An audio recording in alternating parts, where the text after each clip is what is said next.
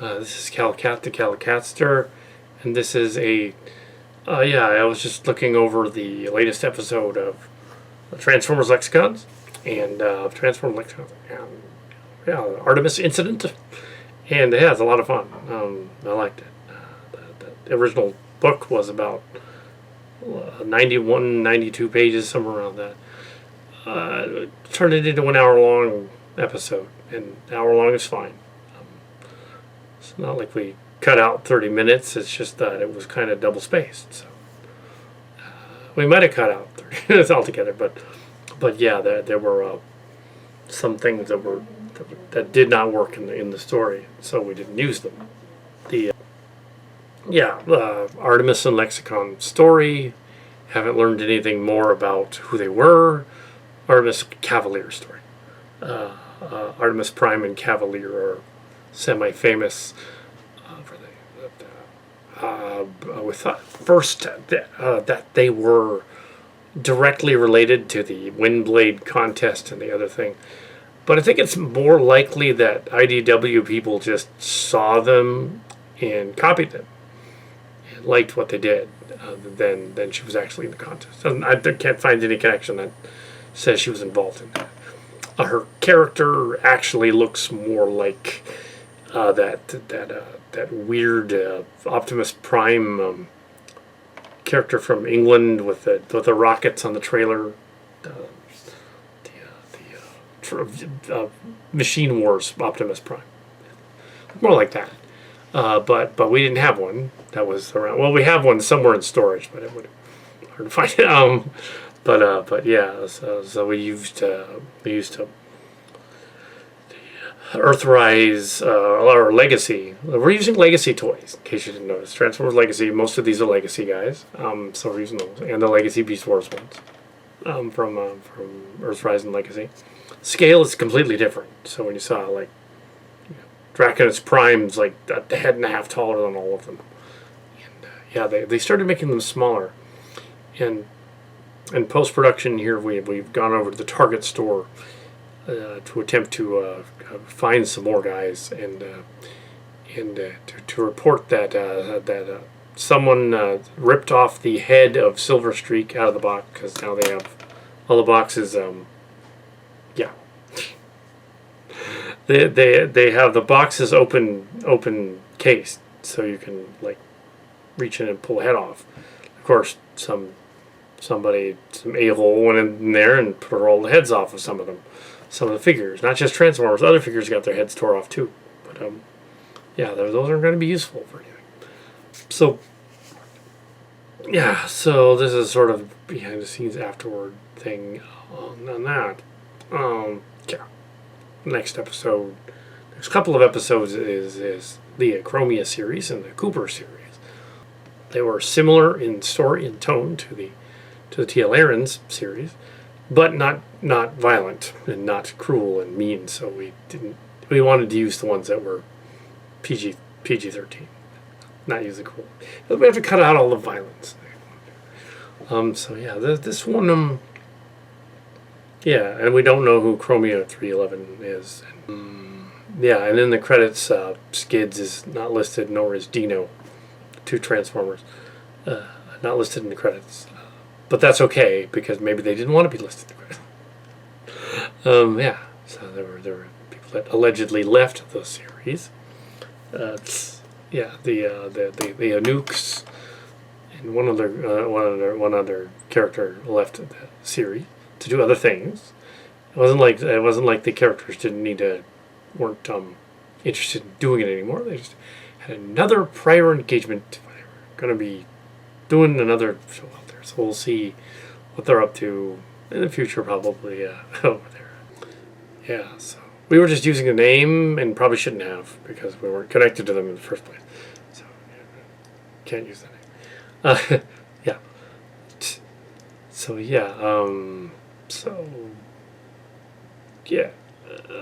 It won't change anything really, because you have your Silly Kelly and Cowpoke and Werewolf Fuzzy Face and Billy All and the other characters. You have them doing their own thing. So and Fruity Guy, Size Boss. Uh, he also will be there. He got to do Starscream's Ghost, King Starscream's Ghost. Oh yeah, and it's like, and I was doing a summary of this episode as I'm downloading it now on the computer to the website. It'll be up by probably be done by tonight and be up by tomorrow morning. We'll watch it on the reviews channel, Weird Kitty 7, Kal Kat's reviews channel 2. That's where we usually put it. The Starship Locations meets Transformers is over on the Chimera channel. It's probably not going on this one, but there's a cameo by a character from this one in here. From that in here. You could watch it. It was for fun. We just did a Starship Locations Strange Worlds cast meets Transformers for fun. It's not a pilot. And then we started with the pilot. Also, we kind of jumped the gun with the Orange Cards, and I kind of discussed that too. With some of the length of the stories, I spread them out when I put them out and I said, like, okay, we have to kind of, some of them are really long, so we want to make 2-parters out of them, 3-parters. I don't think that's going to be the case anymore. It is 8 episodes this season, because that makes sense. So, so those ones that are 2 parts will actually just be 1, and the one that's 3 parts will probably be 2. So yeah, so I'll let you know that we're not going to overstep the story by making it any longer than it has to be. Because there's a lot of stuff that's filler with these fan film stories written in the 2000s where they have moments where they're just not really doing much in the story. They're character stories. This was a character story and an interesting idea with this one. So we had a Kup episode. An episode that dealt with Kup's old friend Artie and Artemis. Not a Transformer like Optimus, but Artemis. And with an I, Artemis. And she was a consumer goods model, ATRMS 1. Aha. And there's a wreck car, so we have a wreck car in there. So it was a Kup episode about Artemis. And they tend to do that with Mary Sue type stories, and the next one's similar. So the next one has a similar character called Primary. And she's a different kind of character, though. It can't be her just playing Primary. It can't be Chas just playing her. It's a different character. It's a new character, Primary. So she would have to read. She's a foil for Ultra Magnus, similar to the, apparently boosting off of and similar to the short story Paper Flowers by T.L. Ahrens, which is why I mentioned that earlier. It's not, but this person took the idea and said, okay, what would happen if that person came back? And, okay. But in that case, it was another version of Ultra Magnus, which was kind of silly. It's probably not in this case. It's probably just somebody else. Somebody like that, but someone else, because that's confusing. What a foil for Ultra Magnus. They go on an obscure mission in the next one. And then there's a Space Bridge one and a Naderic Gate one. Warp Gate being different from a Space Bridge. A little bit. Just a behind the scenes thing on the next thing. I guess for the next one. It's I liked this one. It had the idea of doing a character study of the story. As I put it together, I had just seen the Ben Kenobi series during the making of this. So a little bit of that rubs off in the story. But the interesting thing is that just the way it's performed, but not the story. The story's not even about that, but the way the story's performed, the way this minor character is given a lot of the show instead of Kup, it's given to Artemis. Which is why we call it the Artemis Incident instead of Taller One. Embellish on it. You do a redemption arc. When you do a redemption arc in a story like this story, which has nothing to do with Kenobi at all, but it's a similar idea. You have a Mary Sue type character you've put in the story, kind of like Rey in Star Wars. She's fast and powerful, and she gets away, and she's sneaky, and she does all this. but in this story, they tried to make her a Mary Sue with a redemption arc and heart of gold. It turns out she wasn't entirely evil. She was actually doing good things. Like, she wouldn't necessarily kill the people she was after and stuff, and that kind of thing. Not the case with the enforcer lady, the Inquisitor. I think they were Inquisitor lady. That's what they were, Inquisitors. So it came out of left field. It came out of nowhere. The Inquisitor lady just, after trying to kill the first Inquisitor, then who comes back and Vader kills her, or tries to kill her, but only to let her live, and then say, okay, now that you've done that, you're going to be redeemed by going to Tatooine and almost getting after Luke, Kid Luke, but then deciding not to at the last minute because you've suddenly realized, oh no, he's the chosen one. That's not how you do that. That's not how you do that. You do it like this story, in that you set up this character as having, the character having the redemption arc. You set it up as, okay, she used to be an Autobot, but she turned rogue. So you set up saying, okay, so she was an Autobot, like this other lady was a Jedi, so it is similar. I'm not going off on a tangent. It's similar. So she's got, this story arc where she's like, she was an Autobot, she went renegade, she went rogue. She helped out the Decepticons a few times because she liked Starscream, but it's revealed that Starscream was a token boyfriend. He's pretending to like her, so that people wouldn't think he was in love with Megatron, which is hilarious. But yeah, I think she kind of knew it. Chas knew it, and Kup knew it. Kup was aware of what was going on way a long time ago. Kup, even though Kup was introduced in the third season, he'd been there before the war, so he knew about all that. RC might have too. They might have all known about it. So they were all around the same product line at the same time. So she had this backstory, and in this episode, she kind of betrays the Autobots again, even though they don't trust him. Why would they trust her? And but they're Autobots, so they repair her when she's damaged by Galvatron, shot by Galvatron. But Galvatron didn't shoot to kill. Galvatron shot to wound her, so they go back to base. Which is in the script. We weren't ripping off Kenobi. It's in the script. We followed the book in this story from 2002. If anything, the Kenobi people read this Till All Are One script story and thought, oh, that's cool, let's just borrow that. If anything, yeah, and I'm not saying it was something of mine, it's not, it's something of Artemis Prime's. It wasn't mine. We just adapted it, and I hope I did a good job. We adapted it. And perfect time to adapt it. This other show was very similar.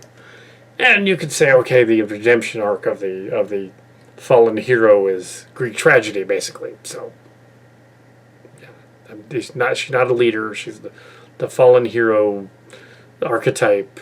She's a version of a Mary Sue. She's the Mary Sue that appears to be less confident than she actually is. But she's a little nuts in the story. She has like different personality quirks coming out of her. She sees King Starscream, even though she couldn't technically know that he was a king and then killed. But I think it's evident from the story that she was told this by the other ones after he died, and she just imagines it. So that's fine. That's in her mind. So it's fine. There's versions of Prime and Kup and Magnus in her mind. The story isn't all a dream, though. Just this one scene where she's in the dream. Yeah, and that's interesting because then we see her conflicting sides going on, and her conflict between her good self and her bad self. So Superman 3 a little bit. We see sort of the schizo conflict within her, which is a little like Moon Knight, but also I think maybe she was thinking, well, she might have read the Moon Knight comics. There were comic books in the 70s and 80s, but also she was probably thinking, well, 2002. What movie would she have been thinking around 2001, 2002 that she wrote this thing, finishing it 2002 or 2003. Yeah, what movie was just the last millennium? Let's see, what would that show have been? She's getting it from somewhere. Maybe the Dark Knight series, possibly, which is related. Maybe the X-Men, a little bit of X-Men in there, a little bit. Duelist, a cavalier. To duel or run into walls. The cavalier. And Rodimus was the cavalier. So that was funny that was in there. She's supposed to be a foil for Rodimus as well, but I played it more straight and said it was Optimus because I felt that made more sense. Because we're in 2022 in the Transformers universe, so it wouldn't necessarily have Rodimus unless it was like an alternate Rodimus who shows up. Yeah, Cavalier is her current character. Cavalier. Different color paint job, a little more red than white and black. Black and white, a little more less silver. Yeah, so it does look similar to the other ones, but no, she didn't think of Windblade and Night Racer. She just thought Minerva, but black and white. It's a little different. Actually, the Armada character was that race car one. So also Crasher from the GoBots. And then earlier Cowpoke was saying, he said no, I'll play Artie's not Artemis is not a contemporary of Draconis Prime because they're GoBots and stuff. It'd be Draconis Prime's mom. Because if she's way back when, before the other stuff. If they have mothers, I don't know if they do. Yeah, she'd be his mother. So she's actually not a young robot. She's setting up new ones and going like, oh no, we can't use that other one in this one. That was the case with this one too. We were like, well, we could just make Artie chassis into Artie, and then I read it, and I was like, no. Same thing with the next one. It's like, no, somebody new has to be this other Prime person. Because it doesn't make sense otherwise. Yeah. Artemis is a really hard toy to film as a toy.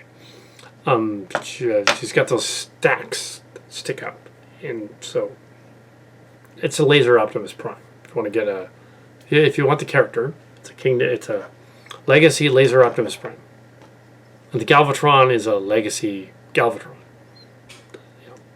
Yeah. The Optimus Prime is an Earthrise Optimus Prime. The Ultra Magnus is a Earthrise Ultra Magnus. So if you want to get the toys from the show. The Dino is the Studio Series Dino.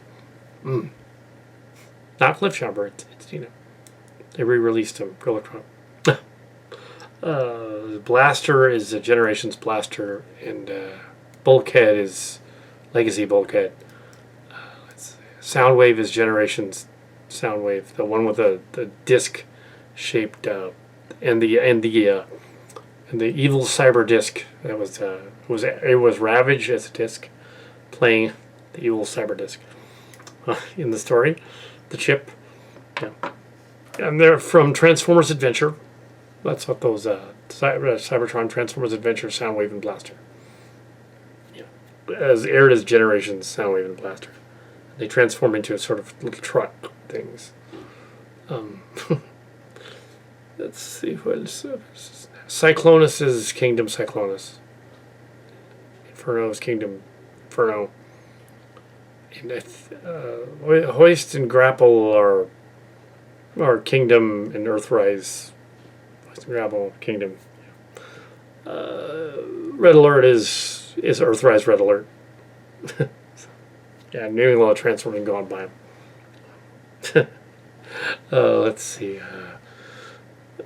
Springer is Earthrise Kingdom Springer Kingdom / Earthrise Springer. RC is either, I think, Generations RC. Yeah, but there's a later one that has a different back piece thing. That's the Generation and Legacy one. And I'll have you know that according to the TJ Omega website, they're coming out with Armada Starscream, which looks pretty much like the Generation Armada Starscream. Just about the same size. Doesn't look very big. And the Ant, they're bringing out Inferno again, the Ant guy, who looks like a very heavy retool of Tarantulas done into an ant. That's what it looks like. And there's some other guys too, yeah. Jaxus is coming out, but it's much later. I think the series will be ended by the time that comes out. Jaxus. And he's not very big. I've seen the preliminary photos, and he's Voyager class, but he should be leader class. Oh, now that clunky Optimus Prime toy that I did not get. Oh, that's all the toys. Almost. Oh yeah, the Thundercracker is from the Thundercracker and the Skywarp 2-pack Target, I believe. Also, the Seekers were all from that one too. King Starscream is from the Target pack. In fact, our Target over here has 5 of them in a row in the box. Nobody got in there. So get a King Starscream. There's plenty of them. Ooh, King Starscream. The only way we could have included him in there. What if he's part of a dream then? And it was in the script. It wasn't like it wasn't like we said, oh, he wants to come back. Guy, Starscream character, he's gonna come back. It's like, no, and it was in the script. We did the script. We picked the script because he was in it. We picked the script because Artemis was going to be in it. Same thing with the next one. Picked the script. So the new guy's in it. It's a new guy. So the new guy doesn't have to be a Transformer. It could be some kind of a knockoff Transformer. Or a third-party Transformer. That'd be fine.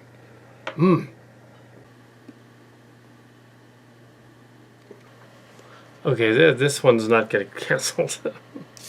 Okay, so we